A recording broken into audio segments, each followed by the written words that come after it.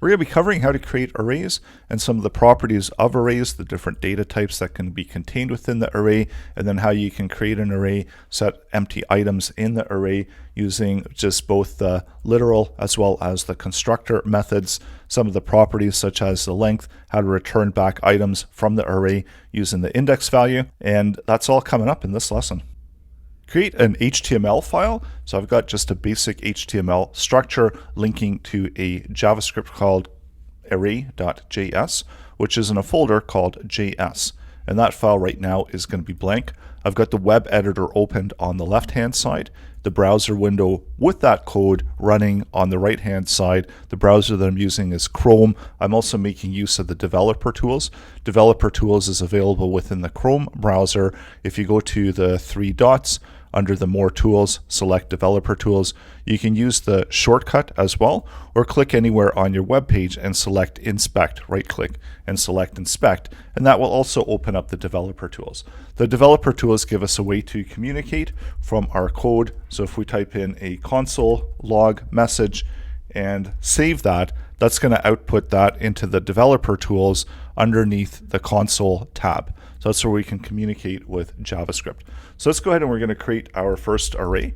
So when you are creating an array, you can use const, because the way that the arrays work is that they're going to allow us to store a collection of multiple items under a single variable name, and that collection information is going to be stored within the browser location, so we can update and manipulate the contents of the array even though we're saving it as const. So now let's create the array. To indicate that we are creating an array, we can just use the square brackets. So right now this creates a blank array. We also have a way to do the constructor in order to create an array, where we can create an array by using, so I'm going to create a second array and using the constructor, which is the new array, and then within there we can create that array. So I'm going to log both of these out into the console so that we can see that there's actually going to be no difference between either one of them. So they're going to both be creating an array.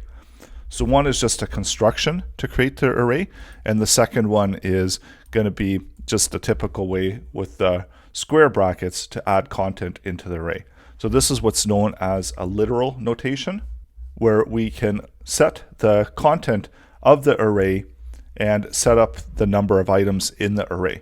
So if we want to set a particular length for the array, we can now set a length, and whatever we set the length to, if we set a length to 10, that's going to create 10 empty items within the array. So they're completely empty, but it's going to be reserving those spaces within the array. The same way with the constructor, if you want to create 10 empty slots within an array, you can use the constructor and add in a value of 10. And this is going to allow us to take that single parameter of 10 and create 10 empty slots within the array. You can also add in items when you are defining the array. So we don't have to specifically say that we want to have 10 items in the array. We can construct the array and add the values that we want to add in the array, and we just need to comma separate them. So I'm just going to add in 2 string values. I'm using the single quotes for the string, and I'm also going to add in those 2 within the constructor method as well. And the result is, of course, is going to be exactly the same, where we're getting the 2 items within the array. Arrays do come with a length property, so you can find out how many items are within the length. Now we are looking within the console, and it's got the parentheses around a 2 and then the 2 items. But if you click the square, the triangle, and open it, you can see that it's got a first item starting at index 0, second item starting at index 1, and it does have a length property. So you can get that property value of length from both of the arrays, use that within your code. So this returns back the property value of 2, because each one of these arrays has 2 items within the array. So we can use that length value to get the number of items that are contained within the array. We can also select the items from the arrays. I'm just going to duplicate those. And in order to get the first item, because the arrays are 0 based, we use the square brackets and 0 to indicate the index value that we want to return from the array. So both of these are going to now return back the first item within the array.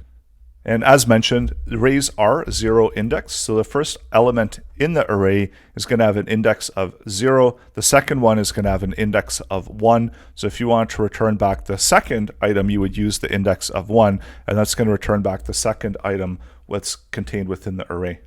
The last element will have the length property minus 1. So it doesn't matter how many items we have if we take the length, because the length is actually counting the number of items. If we want to get the last item, we can use the length in order to return back the last, where we take the array and we subtract 1, and that's going to give us an index value of the length 2 minus 1, and that's going to return back 1, so returning back the last item in the array. So even if we were to add a bunch of other items into the array, the last item would still remain the same, because that's the index value of the last item that we're calculating using this type of formula. So arrays values are using the index value, so they're not associative arrays. They don't associate a particular property name with the value. So you can't use a string in order to return back the index value. Arrays can contain a mix of different data types. So an array can contain different data types. So let's create another array and add in different data types into the array. So you can use the Boolean values, you can use numbers, you can use strings. There's arrays you can contain within arrays. There's also objects that you can contain within the array. You can use null, you can use undefined, and these are all valid data types that you can use within the array. And so if we were to log out the contents of the array, we would see all of that information contained within the array. So, and it is different. Null and undefined are different than empty, because empty is just a value that doesn't have anything within the array.